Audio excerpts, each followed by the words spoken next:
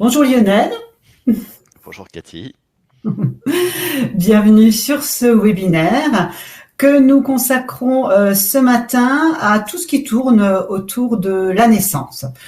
Donc on va découvrir le sommaire un petit peu plus loin. Alors un petit rappel très très rapide sur l'interface. Donc pour les habitués, vous connaissez. Je vais juste me permettre de rappeler aux nouveaux peut-être et bienvenue bien évidemment aux nouveaux. Aux nouveaux.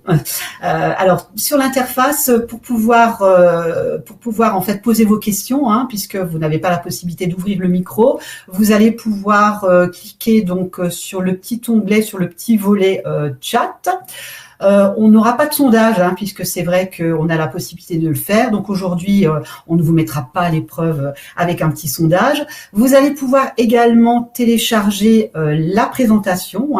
Donc, du coup, vous allez pouvoir la sauvegarder et en prendre connaissance en fonction de vos besoins. Alors, de quoi est-ce qu'on va parler aujourd'hui? Donc, bien sûr, votre salarié attend un enfant, comment ça se passe, les conditions d'ouverture de droit. Ensuite, l'enfant arrive, quelles sont les incidences. On va parler bien évidemment du congé de paternité, puisque la maman a droit à son congé, le papa a droit à son congé également. Concrètement, on va parler également des indemnités journalières, puisque le montant des indemnités journalières est calculé de la même manière qu'il s'agisse d'un congé de maternité ou d'un congé de paternité. Voilà le versant pratique et puis quelques questions sur la période postnatale. Alors, j'espère que tout le monde nous entend. Je pense que oui. On a des bonjours dans le chat.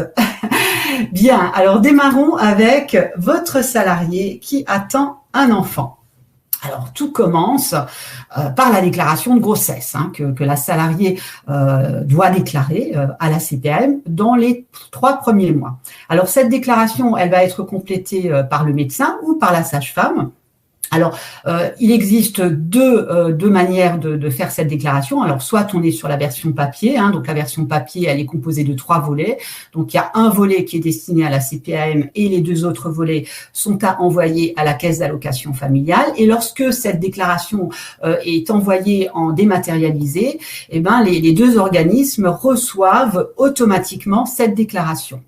Alors, lorsque nous, CPAM, nous réceptionnons cette déclaration, on va déposer sur le compte Amélie de votre salarié un guide, donc un guide assez complet avec un calendrier des examens médicaux ainsi que la durée du congé.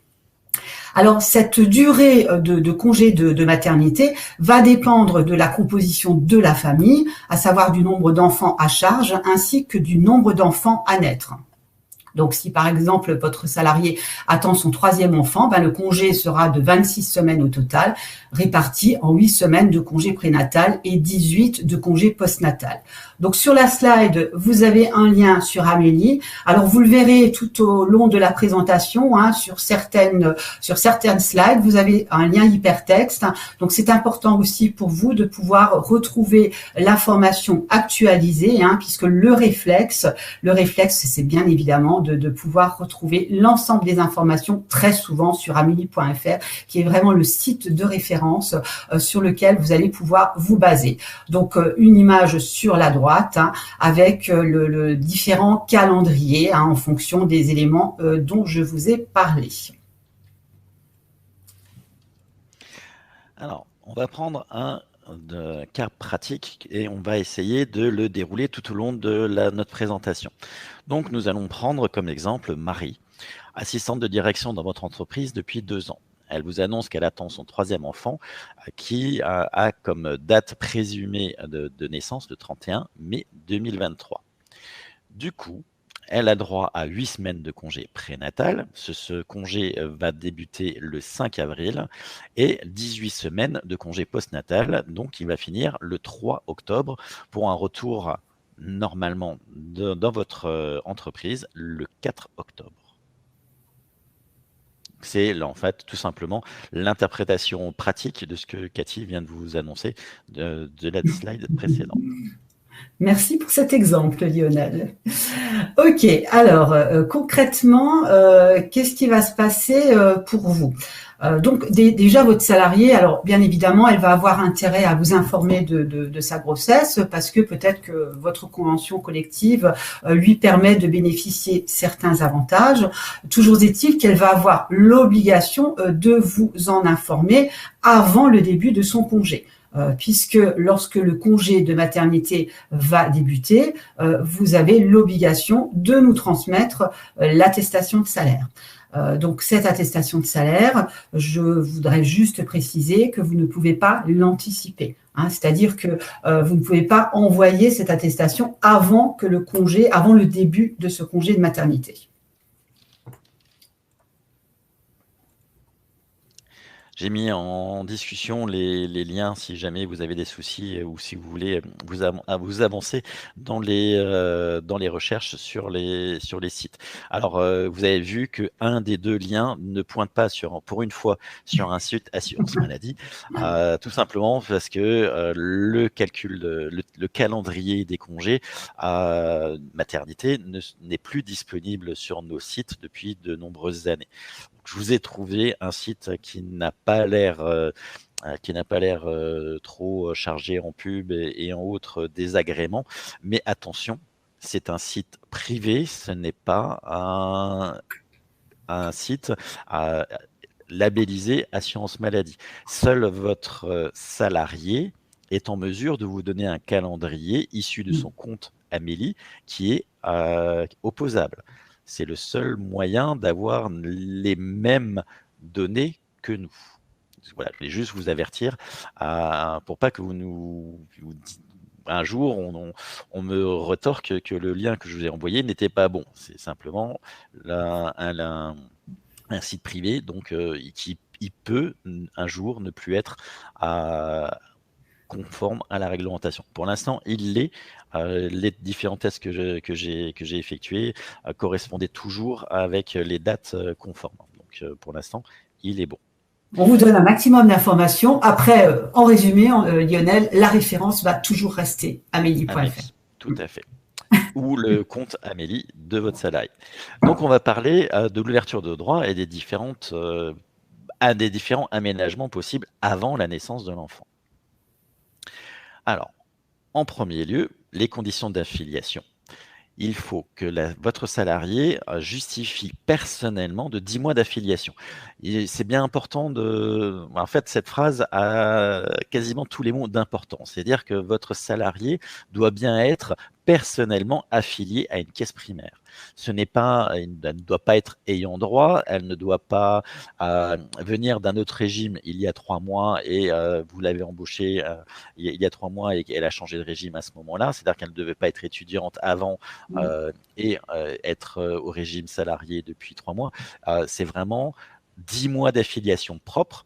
Ce qui peut, entre guillemets, sauver, c'est que cette condition d'ouverture de droit, si elle n'est pas au moment de la conception, au moment qu'elle vous avertit qu'elle est enceinte, cette condition doit être, par contre, sine qua non, à la date présumée de l'accouchement. Donc, dans notre cas particulier, par exemple, les 10 mois d'affiliation seront étudiés au 31 mai 2023. En dehors de cette condition d'affiliation, il y a bien entendu la condition de salariat, mais ça, c'est pour tous les arrêts, qu'ils soient maladie ou maternité, et votre salarié doit bien effectuer 150 heures au cours des 3 mois civils avant le début de l'interruption de travail. Et donc c'est vrai que ces conditions de salariat, en fait, donc les conditions que vient d'évoquer Lionel concernent la salariée mensualisée. Par contre, il peut arriver effectivement que la salariée soit intérimaire ou elle travaille de manière discontinue. Dans ce cas-là, les conditions d'ouverture des droits vont être différentes, puisque là, on va plus vérifier 150 heures de travail dans la période de 3 mois, mais on va étendre cette période sur 12 mois et on va rechercher 600 heures au cours de cette période-là. Et le montant de cotisation doit cette fois être égal à 2030 fois le SMIC. Alors, le congé pathologique. Donc, tout à l'heure, on a évoqué le calendrier du congé de maternité légal. En plus de ce congé, la salariée peut prétendre à un repos supplémentaire. Donc, on appelle ça le congé pathologique. Sa durée peut être égale à 14 jours. Donc, ces 14 jours peuvent être pris soit en une seule fois, soit peuvent être fractionnés. Donc, le médecin peut parfaitement prescrire ces 14 jours en 3 périodes, voire dans l'absolu, le découper en 14 fois une journée. Donc la durée ne sera jamais supérieure à 14 jours, ce qui sous-entend que si un médecin va prescrire un arrêt en rapport avec un état pathologique lié à la grossesse de 20 jours, on ne va retenir que 14 jours sur le compte de la maternité. Je dirais même les 14 premiers jours. Les 14 premiers jours, tout à fait. Et ce congé pathologique, donc ce complément de 14 jours, ne pourra pas être pris après la période postnatale. C'est vraiment une période qui doit être prise ou qui peut être prise, parce qu'il n'y a pas d'obligation, bien évidemment, avant le début de la période prénatale. Donc, si on prend l'exemple de Marie, qui a un arrêt pathologique qui résulte de la grossesse, c'est le médecin en fait qui va tout simplement cocher la case sur l'arrêt de travail, ce qui vous permet d'être informé en même temps que nous d'ailleurs. Donc dans le cas présent, Marie va bénéficier d'un arrêt pathologique du 1er février au 10 février. Vous allez vous produire une attestation de salaire ou faire un signalement DSN maternité avec un dernier jour de travail, le 31 janvier 2023.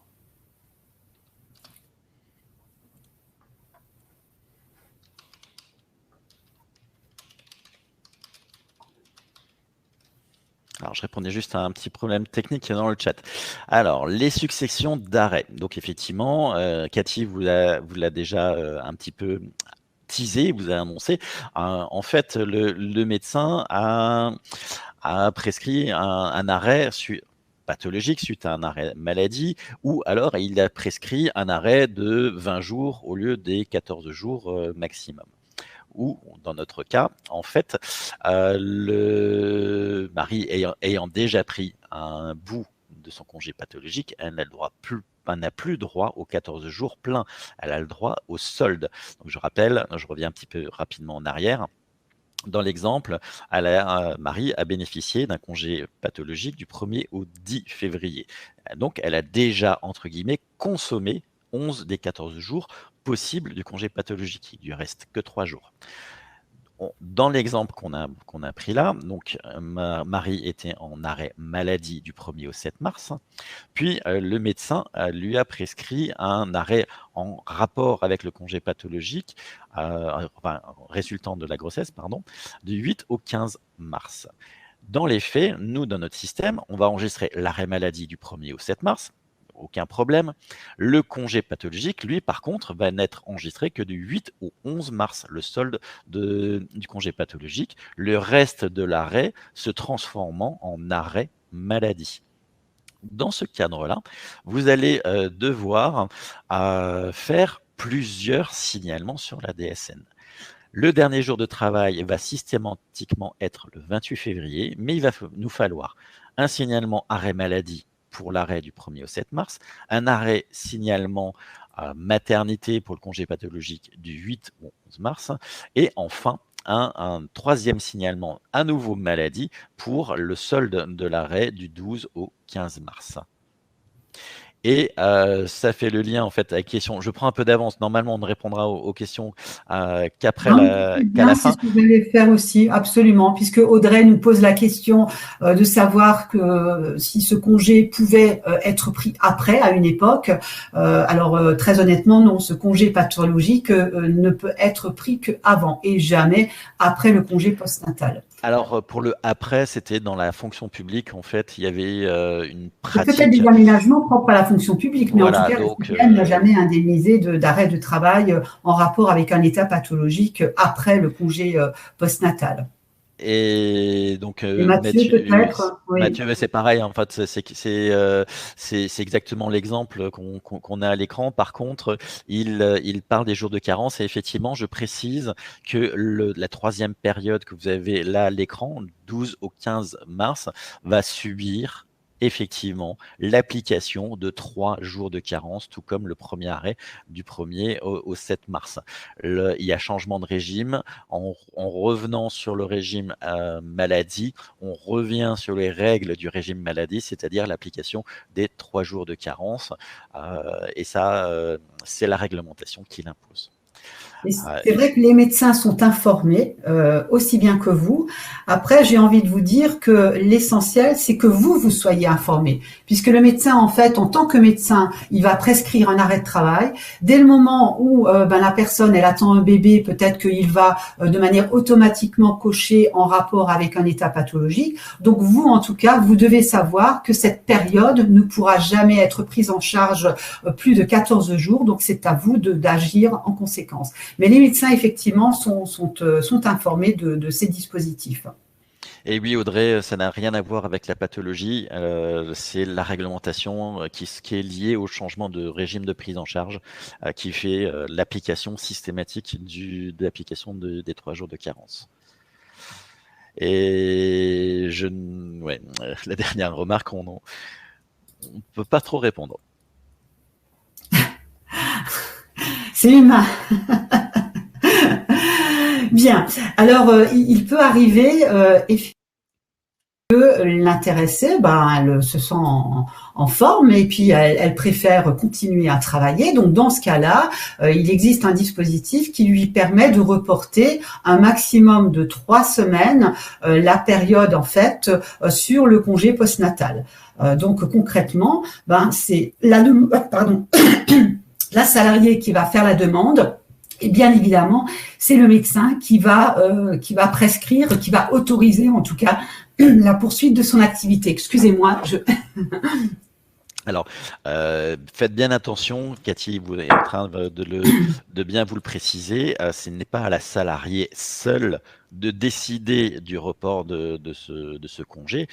Il doit bien entendu y avoir un aval médical et c'est bien par cette demande écrite de la salariée via son médecin que le report sera acté de notre part.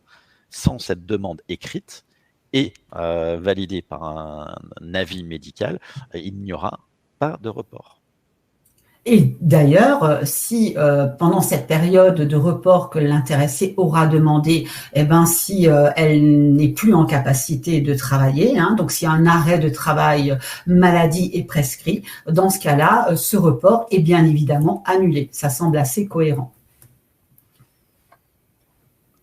Alors, qu'est-ce qui se passe-t-il dans le cas de naissance prématurée? On ne va pas rentrer dans le détail, ce sont des cas qui sont quand même relativement peu fréquents, heureusement, mais sachez que s'il y a naissance prématurée à moins de 6 semaines avant la date de prévue, tout simplement le congé maternité s'applique immédiatement. Par contre, si c'est une période antérieure et que l'enfant nouveau-né est hospitalisé, la période néonatale va être rajoutée au congé maternité. Dans ces cas-là, de toute façon, reportez-vous sur le site amélie.fr et au forum d'Amélie. La quasi-totalité de ces cas précis sont bien explicités. Alors, on va revenir à notre exemple. Marie qui a demandé le report de son congé de maternité de 3 semaines, puisqu'on l'a dit tout à l'heure, c'est un report de 3 semaines maximum. Tout se passe bien, elle est en forme, elle veut son bébé son médecin pour avoir cette fameuse autorisation qu'elle va transmettre à la CPM. Elle en profite pour lui avouer qu'elle commence toutefois à être un peu fatiguée. Le médecin accorde tout de même le report car le congé ne commence que dans quelques semaines. Donc du coup, son congé prénatal débutera le 26 avril et prendra fin le 24 octobre. Alors Céline, le cas que vous avez posé, vous avez la réponse devant vous parce qu'on a, comme j'ai dit en annonce, on est sur un cas pratique et en fait, il se déroule intégralement. On est vraiment dans une situation qui peut être réelle. Je pense que Alors, par contre, je pense que vous avez tous été confrontés à ces situations-là. ou un certain nombre en tout cas. Donc, par contre, Marie, elle a un nouvel arrêt le 15 avril. Du coup, comme l'a dit Cathy, le report est immédiatement annulé et les dates sont recalculées parce qu'elle en a pris une partie, enfin elle a reporté une partie, etc. Donc on se revient sur un nouveau calcul de congé. Le souci, c'est que vous, en fait, vous n'avez pas l'information pratique de ce recalcul-là. D'où le fait que je vous ai mis un lien vers un calculateur de calendrier qui vous permettrait alors de recalculer la chose. Mais je ne ferai que vous conseiller de demander confirmation à votre salarié dès qu'elle va mieux, dès qu'elle revient de la maternité, de vous transmettre les informations qu'elle aura par son compte Amélie où elle peut télécharger en fait toutes les périodes de congé maternité. Dans notre exemple, on a la naissance prématurée. Donc, si l'enfant n'est pas hospitalisé, le congé maternité est décalé pour débuter immédiatement à la naissance. Et si l'enfant est hospitalisé, une période supplémentaire va se rajouter à la date de congé maternité prévu. Par contre, la date du congé postnatal, dans ce cas-là, ne changera pas.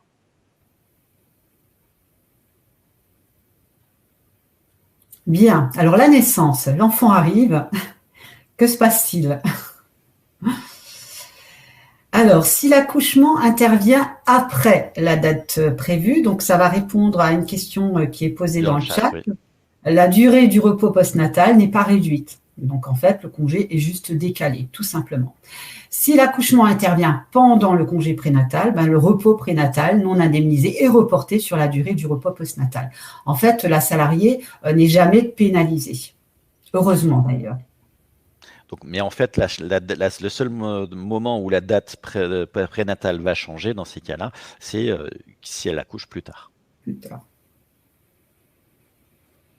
Alors, on va pas s'attarder. En cas de décès de l'enfant, il peut y avoir des aménagements. En cas de décès de la mère, le congé postnatal peut être reporté sur le père. Alors, le congé de paternité. C'est vrai que là, pour l'instant, on s'est focalisé sur la maman. Donc, le congé de paternité. Alors, la définition, le congé de paternité, il est ouvert à tout salarié, quel que soit son sexe, à l'occasion de la naissance d'un enfant, quelle que soit son ancienneté ou la nature de son contrat. Je pense que c'est clair. Ça devrait. Quasiment tout le monde, tout le monde a le droit à son congé paternité. Absolument. Alors, c'est également quel que soit le lieu de naissance ou de résidence de l'enfant, qu'il soit en France ou à l'étranger, et que l'enfant soit ou non à la charge de votre salarié. Donc, on est vraiment dans le cas où votre salarié est le compagnon de la mère. Je résume, en fait. Et attention, le père biologique, tout comme le compagnon de la mère, ont tous deux droit au congé paternité. Et c'est vrai que la durée du congé de paternité, depuis le 1er juillet 2021, a été modifiée, puisque ce congé de paternité est aujourd'hui de 25 jours pour la naissance d'un enfant, donc on parle bien de jours calendaires, et de 32 jours en cas de naissance multiple.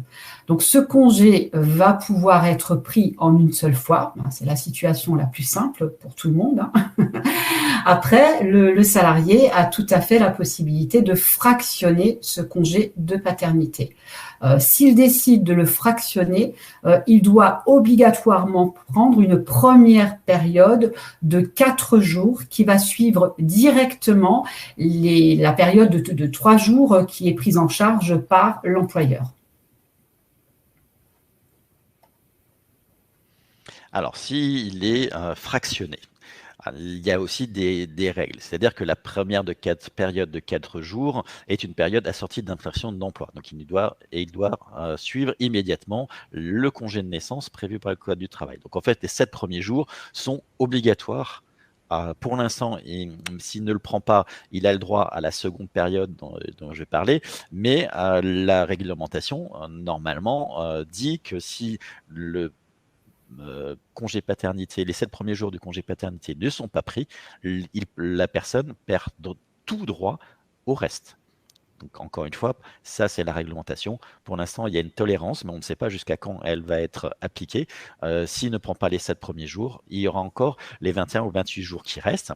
Donc, cette seconde période doit être prise dans les 6 mois après la naissance de l'enfant, et il peut être fractionné jusqu'à 2 fois, à condition que la plus petite de ces fractions soit de 5 jours minimum.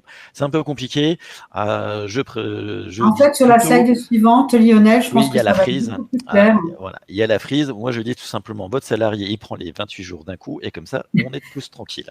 Parce qu'à chaque fois, il faut calculer les indemnités journalières, il faut faire les attestations, le signement. Voilà. Il prend ses 20 jours. Et voilà, on est tous gagnants. Même si c'est vrai qu'au niveau du visuel, c'est un petit peu flou, mais en tout cas, là, vous voyez les différentes situations qui peuvent se présenter avec les 3 jours donc pris en charge par l'employeur. Donc, vont suivre obligatoirement les 4 jours de congé de paternité. Et après, en fonction effectivement de ce que souhaite le salarié, du fractionnement ou du non-fractionnement de cette période, du nombre d'enfants également nés, vous voyez le schéma total, hein, puisque on peut arriver jusqu'à 35 jours. Alors, sachez bien sûr que si votre convention collective donne 1 jour supplémentaire de naissance à votre salarié, les 3 jours deviennent 4 jours. Ça semble logique, mais c'est bien de le préciser. Mais c'est surtout qu'il faut du coup envoyer via le nouveau service dépôt de pièces l'explication du fait qu'il y a les 4 jours. Voilà. Et le dernier jour de travail. Et le dernier jour de travail, est-ce qu'on en parle? Attention, le dernier jour de travail a indiqué pour les 4 jours du congé paternité, c'est le 3e jour du congé de naissance. En fait, ça suit la règle habituelle. C'est-à-dire que le dernier jour de travail, c'est la veille du début du congé paternité indemnisé par la caisse primaire. On peut en parler. Hein. Finalement, cette slide permet d'évoquer plein de situations. Alors, en cas d'hospitalisation de l'enfant dès sa naissance, votre salarié, je pense que vous le savez, peut bénéficier d'un congé de paternité supplémentaire. Hein. Donc, ce congé va être d'une durée maximale de 30 jours. Hein. Donc, ces 30 jours vont débuter à la suite de la période obligatoire du congé de 4 jours. Donc, en fait, vous allez retrouver l'obligation, bien sûr, vous avez les 3 jours pris en charge par l'employeur. Ensuite, peu importe la situation, obligation de prendre les 4 premiers jours. Et si l'enfant est hospitalisé, à partir de là, on aura une période de congé de paternité qui pourra aller jusqu'à 30 jours. Et en cas de décès de la mère, effectivement, son partenaire ou son conjoint ou son concubin va pouvoir bénéficier de ce congé de maternité. À condition que c'est l'un ou l'autre, contrairement contrairement au congé paternité de base où les 2 hommes en question peuvent prendre chacun, là c'est l'un ou l'autre. Attention. Alors, qu'est-ce qui se passe si votre salarié est en congé payé au moment de la naissance? Comme le congé paternité est soumis à une obligation de non-travail, hein, donc je traduis de manière un peu frustre. En fait, le congé paternité va être décalé au retour des congés payés. Par contre, si votre salarié est en arrêt maladie, ou maladie professionnelle, ou accident de travail, enfin, s'il est en arrêt indemnisé, quel que soit le motif, s'il est en arrêt indemnisé, cette indemnisation du congé paternité va se substituer à l'indemnisation en cours, c'est-à-dire que c'est immédiat. Il ne peut pas reporter le congé paternité après l'arrêt maladie, enfin après l'arrêt indemnisé. Le report est possible sur le congé payé, mais c'est tout, pour résumer. Bien résumé. Alors, parlons des indemnités journalières.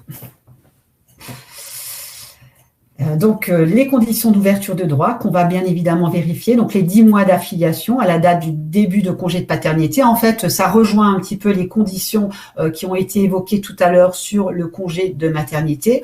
On va retrouver les 150 heures de travail ou les 600 heures de travail en fonction, En fait, bien c'est sûr. pour les deux, hein, maternité, paternité. Tout à fait. Et les règles sont absolument les mêmes.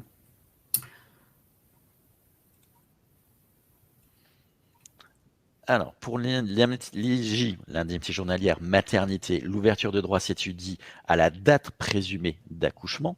Donc, dans le cas de Marie, c'était le 31 mai. Et pour l'IJ paternité, l'ouverture de droit va s'étudier à la date de la première période obligatoire des 4 jours. Donc, si cette ouverture de droit est effective pour ces 4 premiers jours, il conserve ce droit à indemnité journalière pour l'ensemble du congé paternité, fractionné ou pas. Par contre, si l'ouverture de droit n'est pas acquise au début de ces 4 premiers jours, il n'a pas non plus droit au reste de la période, même si elle est fractionnée, et si éventuellement, à cette période, il aurait pu bénéficier d'indemnité journalière. Faites bien attention, c'est une règle un petit peu particulière pour l'ouverture de droit de l'IJ paternité. Après, dans tous les cas, c'est à la CPAM de vérifier si les conditions d'ouverture de droit sont remplies ou pas. Vous transmettez l'attestation de salaire. Les informations concernant le nombre d'heures lorsque vous signalez le congé, que ce soit le congé de maternité ou le congé de paternité en DSN, on va avoir automatiquement le nombre d'heures de travail qui sera remonté. Et dans tous les cas, vous serez avisé via le compte-rendu si effectivement nous ne sommes pas en mesure de payer ce congé parce que les conditions d'ouverture de droit ne sont pas remplies. Donc là, je profite pour faire un petit focus et un petit rappel sur l'importance de consulter les comptes rendus qu'on vous envoie et d'y donner suite. Quand c'est possible et quand c'est demandé, bien évidemment. Alors, le calcul de l'indemnité journalière, il va reposer sur 2 éléments, la période de référence et les salaires versés pendant cette période. Donc là également, que ce soit en DSN ou que ce soit sur Net Entreprise, en fonction du choix de l'activité professionnelle, donc ça c'est un paramétrage qui est fait au niveau de la DSN et c'est un choix que vous faites sur Net Entreprise lorsque vous êtes à l'étape où on vous demande de le faire. Le système va vous proposer une période de référence et lorsque vous faites de la saisie manuelle sur Net Entreprise, il faudra tout simplement compléter les salaires réduits qui ont été versés pendant cette période. En DSN, ces salaires sont remontés automatiquement, je précise salaire réduit, à savoir brut, moins 21%, sont remontés automatiquement sur l'attestation de salaire. Et bien évidemment, en cas d'absence autorisée par l'employeur, donc je ne parle pas de nouvelle embauche, mais d'absence autorisée par l'employeur pendant la période de référence, il conviendra de rétablir le salaire. Donc là encore, en DSN, ce salaire va être rétabli automatiquement, puisque vous avez probablement, et j'espère en tout cas, paramétrer un salaire rétabli dans votre DSN. Sur Net Entreprise, vous allez tout simplement compléter le deuxième tableau en choisissant le motif d'absence adapté et en rétablissant le salaire. On parle toujours, bien évidemment, de salaire réduit, brut, moins 21%. Donc, Cathy m'a coupé l'herbe sous le pied. Donc, pour le calcul des IJ, tout simplement, on prend cette période de référence, on divise par 91,25 et on a directement l'IJ maternité-paternité. De ce côté-là, on n'a pas une réduction comme en maladie. On est bien sur le gain journalier de base, journalier, qui est versé directement dans le cadre de l'indemnité journalière. Et en fait, sur la slide, il y a le simulateur, le lien vers le simulateur. Donc ça c'est vraiment un élément qui peut être intéressant. Alors, souvent, ce sont les salariés qui vont l'utiliser, mais vous pouvez parfaitement le faire également, puisque ça vous permettra d'avoir un montant exact de l'indemnité journalière qui sera versé à partir, bien sûr, des éléments que vous allez vous saisir au niveau du simulateur. Mais là, on est vraiment sur un site assurance maladie, donc le calcul, en tout cas, suit les règles exactes en vigueur. Bien, alors très vite, le montant maximum, puisqu'il existe également un plafond, donc l'indemnité journalière ne pourra pas être supérieure à 95,22. Il existe également un montant minimum de 10,24 et on rappelle que les indemnités journalières versées au titre de la maternité et de la paternité, sont fiscalisables et sont sujettes bien sûr au prélèvement CSG et RDS. On me dit que le lien ne... Je rectifierai le lien et on fera une communication pour savoir pourquoi le lien ne fonctionne pas. Ok. Alors, en pratique, que faut-il faire pour avoir des indemnités journalières? Nous, on aime bien la DSN. Tout est dit dans le titre. Plus simple, plus facile, plus rapide. La DSN est le reflet exact de la paye, donc tous les éléments paye sont enregistrés au niveau du système et ça reste un point unique, quel que soit le nombre d'employeurs de la salariée. Donc, on a toutes les informations. Vous faites votre signalement, donc c'est ce qui est matérialisé de côté droit, avec quelques rubriques à remplir, comme d'habitude, dernier jour de travail, la subrogation s'il y en a une, donc la période de subrogation. Je rappelle qu'il faut mettre la période la plus longue possible. Et voilà, le signalement va mouliner dans le système DSN et le système DSN va générer une attestation de salaire qu'il va envoyer dans notre base assurance maladie. Tout est fait en quasiment quelques clics et il ne reste que quelques justificatifs encore nécessaires à nous transmettre. Ces justificatifs, dans le cadre de la maternité, ce serait l'extrait d'acte de naissance, mais qui va servir à transformer, en fait, à confirmer les dates de fin du repos postnatal, c'est tout. Par contre, en paternité, il y a quelques pièces supplémentaires à nous envoyer, puisque en paternité, il nous faut impérativement l'extrait d'acte de naissance pour qu'on sache, en fait, que le père est le père, tout simplement. Eh oui, parce que le réflexe de créer l'enfant sur le compte, sur le dossier de l'assuré et du père n'est toujours pas dans les mœurs. C'est vrai que c'est un réflexe, on va dire que de plus en plus de parents le font, mais tout le monde ne le fait pas et ça simplifierait quand même considérablement les choses puisque ça nous permettrait d'avoir des dossiers complets lorsque l'attestation de salaire nous arrive. Alors, je l'ai déjà évoqué tout à l'heure quand on a parlé des transmissions, que ce soit en DS, soit via Net Entreprise, vraiment suivez vos envois, vérifiez et tenez compte des comptes rendus métiers qui vous sont envoyés.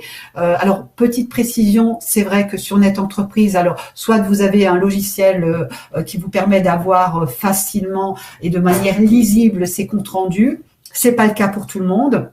Tout dépend des logiciels. Il y a des logiciels plus ou moins performants.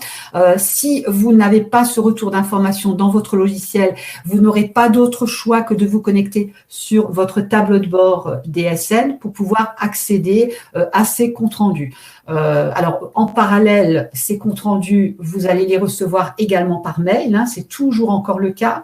Ces comptes rendus sont envoyés à l'adresse lorsque vous envoyez l'attestation de salaire via Net Entreprise.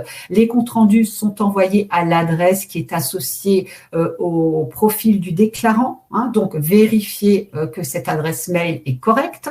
Lorsque les envois sont faits en DSN, ces comptes rendus sont envoyés à l'adresse qui est paramétrée dans votre DSN mensuel sur l'envoi des comptes rendus métiers.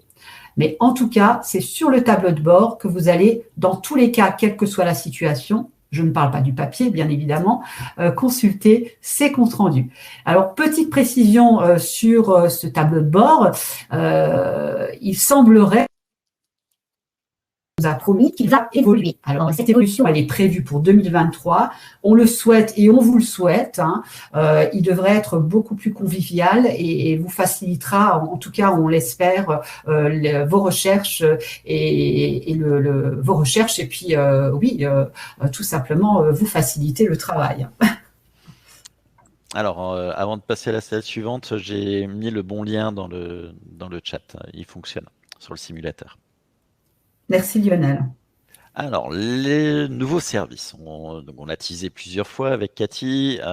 S'il s'appelle compte entreprise dépôt de pièces.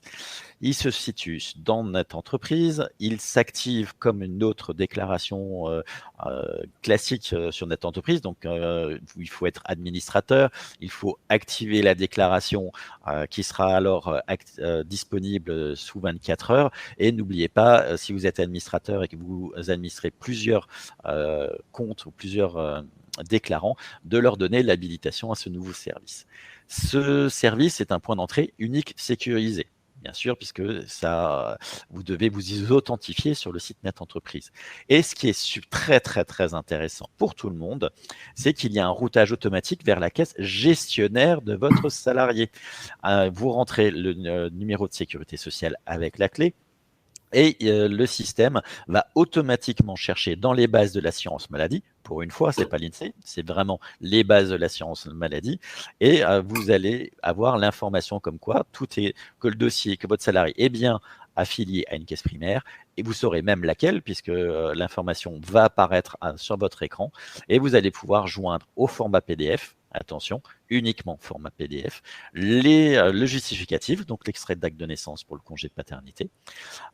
Et du coup, vous aurez également un suivi, c'est-à-dire que vous saurez ce que votre pièce a été envoyée, quand il a été envoyé et quand il a été réceptionné par la caisse gestionnaire.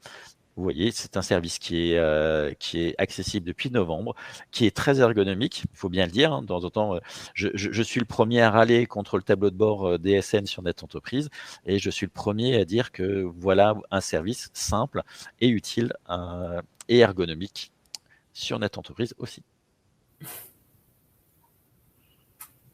Alors j'espère que vous avez tous rajouté le compte entreprise à la liste de vos déclarations, hein, puisque le prérequis donc c'est d'être inscrit au service attestation de salaire, et à partir de là vous rajoutez le compte entreprise. Donc aujourd'hui ce compte entreprise intègre le dépôt de pièces jointes, hein, que Lionel vient de vous expliquer. Ce compte entreprise va évoluer pour intégrer d'autres fonctionnalités.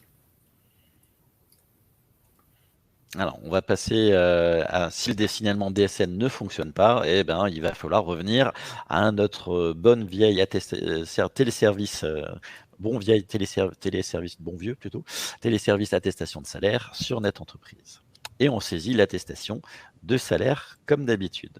On aura toujours des situations de rejet où il faudra passer par la saisie de Net Entreprise. En tout cas, je ne vois pas comment on va pouvoir automatiser tous les envois en DSM, même si de plus en plus de situations sont prises en compte, et heureusement, par la DSN. Alors malheureusement, si vous faites votre attestation de salaire sur la DSN, la période de paternité ne va pas remonter automatiquement via la DSN au sein des caisses primaires. Il va falloir envoyer cette période de paternité, via le service complémentaire Dépôt-Fi que vous allez trouver tout en bas à droite dans la liste des services complémentaires sur Net Entreprise. Pour ce faire, vous devez au préalable télécharger un fichier Excel sur le site amélie.fr. Vous renseignez les informations strictement comme il est indiqué dans le mode opératoire, c'est-à-dire vous ne changez pas les formats, vous mettez le numéro de sécurité sociale avec la clé, vous mettez bien votre SIRET sur le 14 caractères et vous l'enregistrez au format CSV. Attention, une fois que vous l'avez enregistré au format CSV, ne rouvrez pas le fichier pour être sûr que vous avez bien fait. Si vous le faites, ne vous étonnez pas que l'affichage, vous avez des choses bizarres. C'est lié au fonctionnement d'Excel qui revient à son on va dire son fonctionnement de base de calculateur, et qui va transformer le fichier CSV qui n'a certaines particularités. C'est pour ça qu'on vous le demande de l'envoyer au service Dépôt-Fi sous ce format-là. Et du coup, en fait, Excel va transformer votre fichier CSV à sa sauce, et vous aurez des affichages un petit peu bizarres. Donc, ne corrigez pas, ou si vous avez l'habitude de gérer des fichiers CSV, il n'y a pas de problème. Mais si vous n'avez pas l'habitude, faites confiance au format, faites-vous confiance à votre saisie. Si vous respectez la procédure, il n'y a pas de raison que ça ne fonctionne pas. Maintenant, si vous le rouvrez, faites attention aux transformations inopinées des formats mis en place à la base. Alors en fait, dans les deux cas, que ce soit un envoi réalisé en DSN ou que ce soit un envoi réalisé sur Net Entreprise, donc vous utilisez le téléservice Dépôt-FI pour joindre effectivement les périodes de congé de paternité, la CPM ne va pas avoir immédiatement cette information dans le dossier du salarié. C'est-à-dire que vous allez faire votre signalement DSN, l'attestation de salaire va arriver très vite en CPM, en principe, elle arrive le lendemain de votre transmission. À partir de là, nous, on va mettre un délai de 10 jours en place pour nous permettre justement de récupérer toutes les informations qui auront été soit remontées via la DSN, puisque c'est en tenant compte des périodes de congé de paternité que vous avez renseigné dans le bloc arrêt de travail, que le système en fait va remonter, il va en quelque sorte aspirer cette période pour les transmettre à la CPM d'affiliation. D'où la raison de ce décalage de 10 jours qui a été mis en place pour nous permettre d'avoir toutes les informations. De la même manière, si on n'a pas l'extrait de naissance, peut-être que le salarié va le faire très vite ou pas. Toujours est-il que nous, on va avoir besoin de ces 3 informations, votre attestation de salaire qu'on va avoir très vite dès que vous l'aurez faite, la période de congé qu'on va avoir en décalé et l'information concernant la naissance en fonction de ce que aura transmis votre salarié ou vous, puisque nous savons que naturellement, vous avez pris l'habitude de nous envoyer ces documents que vous allez pouvoir faire d'ailleurs via le téléservice compte entreprise. Alors, que se passe-t-il? Juste pour répondre à Sylvia concernant les habilitations, en fait, il faut être inscrit au service attestation de salaire et ensuite, il faut être administrateur Net Entreprise pour pouvoir rajouter le téléservice compte entreprise dans la liste de vos déclarations. Et sinon, vous revenez début avril, on a un webinaire concernant les habitations et le compte entreprise. Alors, on n'a pas toujours réponse à tout, parce que c'est vrai qu'on n'a pas de visuel, nous, sur la façon dont vous êtes inscrit. Donc, en cas de difficulté, il faudrait contacter Net Entreprise. Mais en théorie, si vous êtes administrateur, vous allez pouvoir retrouver dans la gestion des déclarations, vous allez pouvoir retrouver ce téléservice que vous pouvez activer et qui sera utilisable 24 heures après votre activation. Voilà, colonne du milieu, gestion des habilitations, vous sélectionnez votre SIRET gestion des déclarations. Voilà, gestion des déclarations. Gestion des déclarations. Vous retrouvez votre SIRET et vous avez les deux fenêtres gauche-droite avec à gauche tous les téléservices de Net Entreprise et à droite les déclarations qui sont actives pour votre SIRET. Donc c'est à cet endroit-là que tout ça se gère en fait. Alors, après la période postnatale, à la fin du congé maternité, que devez-vous faire lorsque le salarié reprend? C'est comme un arrêt de maladie. Nous, on va indemniser automatiquement jusqu'à la fin de la période postnatale prévue ou décalée si la naissance a été décalée dans le temps. Et ensuite, du coup, je suis perturbé parce que ça ne devrait pas être cette slide-là, en fait. Et ça me perturbe, excusez-moi. En fait, vous faites un signalement reprise anticipée si votre salarié revient de manière anticipée, comme tout arrêt de travail classique. Ok, donc c'est vrai que la question avait été posée tout à l'heure sur la possibilité de prendre le fameux repos pathologique avant, donc la réponse est non. Maintenant, il arrive effectivement qu'à l'issue du congé postnatal, la salariée ne soit pas en mesure de reprendre son travail et dans ce cas-là, le médecin va lui prescrire un arrêt de travail. Alors là également, le médecin, il va peut-être avoir le réflexe de cocher en rapport avec un état pathologique, donc c'est toujours en rapport avec cette maternité. Dans tous les cas, nous, on va indemniser cet arrêt de travail au titre de la maladie. On l'a dit et redit tout à l'heure, on indemnisera le congé de maternité, le congé postnatal, mais si un arrêt de travail est prescrit après, on a besoin de vous d'avoir une attestation de salaire maladie. même si votre salarié était en arrêt maladie avant son congé, on a une nouvelle situation, on a un changement de risque, on appelle ça un changement de risque, on passe du risque maternité au risque maladie, on a besoin d'une nouvelle information de votre part, même si vous devez refaire la même chose et si les informations sont identiques à celles que vous avez déjà portées. Donc, par contre, on n'appliquera pas le délai de carence lorsque le médecin coche la case en rapport avec l'état pathologique. Et le dernier jour de travail, bien évidemment, Lionel en a parlé juste avant, sera le même que celui que vous avez indiqué au début de l'arrêt initial. Donc, tout dépend effectivement des changements de risque qu'il y a eu. On est vraiment sur le dernier jour de travail du premier arrêt de travail, s'il y a eu maladie, pathologie, maladie, maternité, en fait, toutes les situations complexes que vous pouvez rencontrer. Alors, juste pour la question d'Audrey, oui, c'est un congé, un arrêt pathologique dans le sens qu'il n'y a pas application de carence. Mais sinon, c'est un arrêt, nous, on va l'enregistrer et quasiment le traiter comme un arrêt maladie. Le calcul sera comme un arrêt maladie, ça sera la période de référence, mais sur le salaire brut, avec une IJ correspondant à 50% du gain journalier de base et non pas du tout les salaires réduits et un gain journalier de base, une IJ égale au gain journalier de base. Donc, vous voyez, on est sur de la maladie. Voilà, on est sur de la maladie. Donc, c'est pas du tout comme le congé patho de 14 jours avant. On est sur de la maladie. La seule chose qui change, c'est l'absence de délai de carence. Maintenant, si le médecin ne coche pas cette fameuse case, nous, on va bien sûr indemniser en maladie, mais en plus, on va appliquer le délai de carence de 3 jours.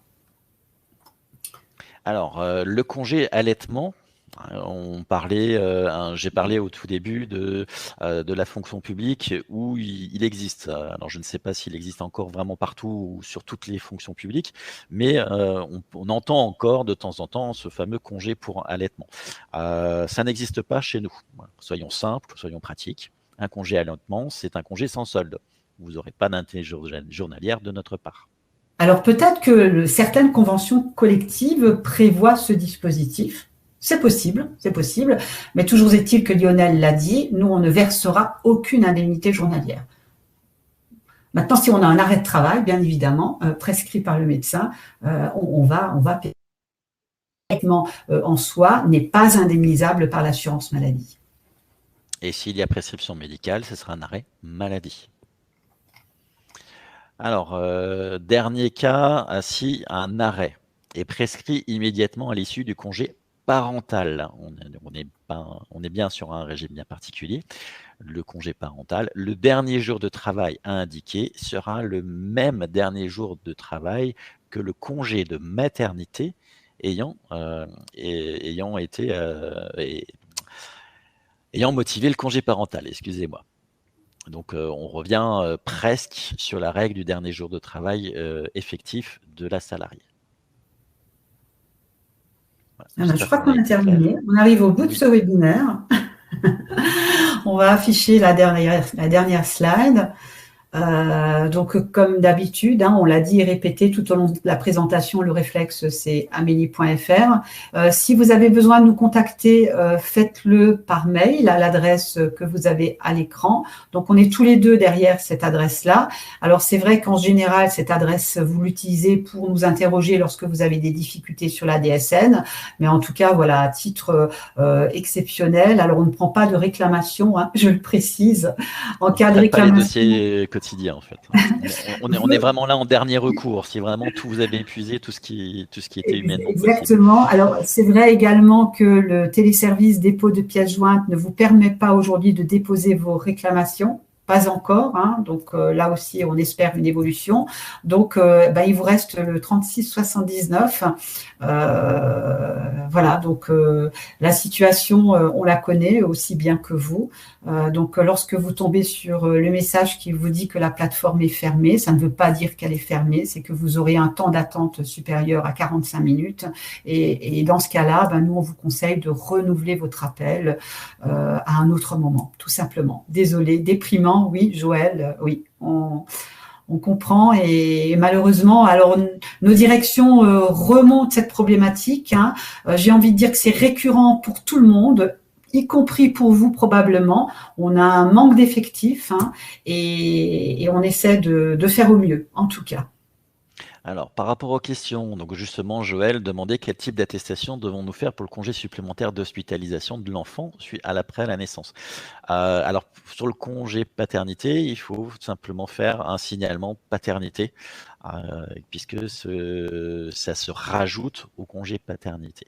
Donc, c'est un signalement paternité. Et en parallèle, il faudra nous transmettre, en parallèle, donc on aura besoin effectivement des justificatifs d'hospitalisation que vous allez pouvoir nous transmettre, ou le salarié, hein, tout dépendra. Alors si c'est vous qui le transmettez, ça va être via le téléservice dépôt de pièces jointes, et sinon, c'est le salarié qui devra nous le faire parvenir. Alors attention, parce que j'ai eu le cas il n'y a pas très longtemps, cette hospitalisation, enfin ce délai supplémentaire, ces 30 jours supplémentaires maximum, ne sont valables que si le nouveau-né est hospitalisé dans un service particulier néonatal. Attention, ce congé supplémentaire, cette période supplémentaire est soumise à cette condition sine qua non. Grosso modo, sur la région, ça sera possible aux US à Strasbourg ou aux urgences pédiatriques à Mulhouse. C'est tout. Donc faites bien attention sur cette condition qui est vraiment très restrictive. En fait, ce dont on se rend compte, c'est que cette information ne figure pas forcément sur le bulletin d'hospitalisation que vous allez nous transmettre. Donc, il faut vraiment que ce soit mis en évidence. C'est pas le bon endroit. Pas toujours, Lionel. C'est pour ça que je le précise. Le service néonatal de Strasbourg a vraiment un bulletin précis. Oui, c'est vérifier le communicatif, c'est très important. Oui. Du coup, est-ce qu'il y a d'autres questions? S'il y a un report, non, il n'y a pas de nouveau calendrier. S'il y a un report, de toute façon, vous le savez. S'il y a un report, si votre salarié demande un report, voilà, donc c'est vous qui faites le calcul. Hein. Non, on ne mettra pas à disposition un nouveau calendrier. Pas à ma connaissance, en tout cas. Non, c'est pour ça que j'ai insisté sur le fait que votre salarié peut, elle, retélécharger le nouveau calendrier sur son compte Amélie. C'est le seul moyen pour que vous ayez les nouvelles périodes. Si la salariée ne nous transmet rien, nous le saurons seulement lors de votre refus indemnisé. Donc là, j'avoue que je ne comprends pas trop. C'est Sylvia. Oui, alors comme c'est déconnecté, Sylvia, si vous pouviez reposer la question, mais en remettant le contexte, ça nous permettra de répondre. Ouais, c'est vrai que quand on a répondu au fur et à mesure, on savait précisément par rapport à quelle situation la question était posée. Là, c'est peut-être moins évident pour nous. Je pense que c'est à peu près tout. Hein. Je pense qu'on a fait le tour. Non, il y en a encore plein. Donc Sylvia demande quand la salariée part pour l'accouchement, quand le salarié part pour l'accouchement, cette journée n'est pas prise en compte si l'enfant naît le jour. Nous, le congé, oui, la date de départ et la date obligatoire, c'est vraiment le jour officiel de naissance de l'enfant. Effectivement, si l'accouchement va être long, ça arrive, qui débute sur une journée et qui finit dans la nuit, voire donc du coup une naissance très tôt le lendemain matin, la journée de naissance, ça sera le lendemain. Effectivement, il peut y avoir un léger décalage dans ces cas-là. J'espère que c'est pas si fréquent que ça. Marie B demande s'il faut faire une reprise pour l'arrêt maladie. Ça, j'avais vu, c'est lorsqu'il y a des successions d'arrêts. Donc, lorsqu'il y a un arrêt maladie, congé pathologique, maladie, etc., dans votre logiciel, par rapport à votre DSN mensuel, oui, il faut clôturer chaque période indépendamment. Donc, vous clôturez la période maladie avec une reprise dans votre logiciel RH. Pour faire le signalement suivant. Chaque période doit être close, puisque les arrêts maladie qui ne sont pas clos dans votre DSN mensuel peuvent générer l'établissement d'une attestation pour arrêt de plus de 6 mois à tort, si les différents arrêts ne sont pas clos les uns après les autres. Donc ça, c'est vraiment une gestion dans votre DSN, hein, mais on est bien d'accord que vous ne transmettez pas à la CPAM une attestation de salaire mentionnant une reprise de travail. Hein, vous clôturez l'arrêt, effectivement, en indiquant une fausse reprise de travail, en quelque sorte. Hein. On est bien d'accord, puisque la salariée n'a pas repris le travail. En tout cas, si je le comprends par rapport à votre question. Alors, j'ai Mélanie aussi qui nous demande si le salarié prend les 30 jours pour hospitalisation, il aura droit en plus à ses congés. Oui, alors il peut avoir droit à son congé de paternité, sauf les 4 jours, hein, puisqu'on a bien insisté là-dessus. On a ce caractère obligatoire de prise des 3 premiers jours pris en charge par l'employeur, suivi des 4 premiers jours du congé de paternité. Et à partir de là, le reste du congé pourra être pris, bien sûr, après la période d'hospitalisation de 30 jours. Oui. 30 jours maximum. Donc, si l'enfant si l'enfant est hospitalisé 40 jours, le père n'a droit qu'à 30 jours. Non. Il pourra prendre alors à ce moment-là son congé au-delà des 30 jours. Joël demande quel document devons-nous produire pour les papas dont l'enfant reste hospitalisé. Oui, c'est ça, en fait, on l'a évoqué, hein, c'est un bulletin d'hospitalisation de l'enfant dans un service de néonatalité. C'est tout, voilà, il faut vraiment que ça soit bien typé, bulletin d'hospitalisation de l'enfant et dans un service de néonatalité, c'est marqué en toutes lettres sur le bulletin d'hospitalisation. Ou en tout cas, ça doit être marqué sur le bulletin d'hospitalisation que vous nous envoyez. Et je fais le lien tout de suite avec Sylvia tout à la fin, qui nous demande qui nous dit que si non, alors c'est pas Sylvia, pardon, c'est Audrey qui demande si c'est au salarié. Si c'est pas au salarié. Oui, en théorie, dans l'absolu. Oui. Vous avez raison, c'est aux salariés. Après, si c'est vous qui avez demandé à percevoir les indemnités journalières, vous avez tout intérêt à ce que le dossier soit complet. Maintenant, si effectivement les indemnités journalières sont à verser aux salariés, c'est aux salariés aussi d'être responsable et de nous transmettre ces documents. Après, voilà, on peut être dans une situation difficile. Hein, son enfant est hospitalisé, donc très souvent on le constate, c'est l'employeur qui va faire les démarches à sa place. Et au niveau du bulletin d'hospitalisation, donc bien sûr, il faut nous produire ce document qui va préciser la date d'hospitalisation, mais également la date de sortie. Hein, on est bien d'accord. Hein, oui, c'est la période. Il va falloir fournir 2 documents au début de l'hospitalisation et ensuite à la sortie de l'hospitalisation. Donc, si l'hospitalisation est courte, tout dépend de la durée de l'hospitalisation. Si elle est courte, vous nous produisez ou le salarié produira un seul document qui mentionnera le début de l'hospitalisation et la sortie. Effectivement, Sylvia, si la salariée ne vous transmet pas le document, vous n'avez pas d'infos. Ce n'est pas prévu, les procédures ne le prévoient pas pour l'instant et vous restez effectivement aveugle à ces modifications. Je suis désolé, mais c'est le cas. Et Joël demandait. Je ne comprends pas quand même, Sylvia, pas le nouveau calendrier. Est-ce que c'est par rapport au report qu'elle pose cette question? Non, c'était lorsqu'il y avait, un changement, enfin, lorsque l'enfant était prématuré ou décalé. Ah, d'accord, ok. D'accord. Oui, effectivement, et vous n'avez pas l'info, vous, directement. Et Joël, pour tout ce qui concerne les aménagements paternité, c'est une attestation paternité. Donc, l'hospitalisation de l'enfant dans un service néonatal, ça sera un signalement DSN paternité ou une attestation de salaire paternité. Alors, est-ce qu'on a encore d'autres questions qui sont arrivées dans le chat? Oui, on arrive à la fin, je pense. Alors Audrey me dit voilà des situations exceptionnelles. Oui, alors oui, c'est vrai qu'on insiste sur des choses qui sont quand même heureusement effectivement rares. Et c'est vrai qu'il faut responsabiliser les personnes. Hein. Je pense que chacun a son rôle à jouer et si chacun le fait d'ailleurs, les choses se font beaucoup plus facilement. Encore faut-il avoir connaissance, bien sûr, des éléments à produire.